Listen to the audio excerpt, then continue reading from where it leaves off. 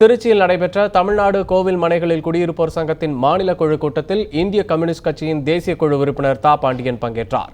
பின்னர் அவர் செய்தியாளர்களிடம் பேசும்போது மத்திய அரசின் புதிய கல்விக் கொள்கை அனைத்து தரப்பு மக்களுக்கும் எதிரானதாக உள்ளது என குறிப்பிட்டார்.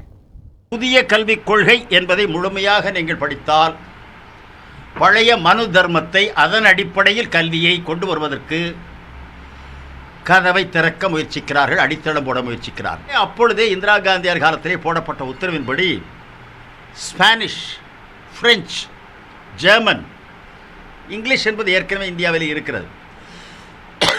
ரஷ்யன், ஜாப்பனீஸ் இந்த 5 மொழிகளையும் அங்கே விரும்புகிறவர்கள் படிக்கலாம், ஆப்ஷனல் லாங்குவேஜஸ் என்று போட்டிருந்தார்.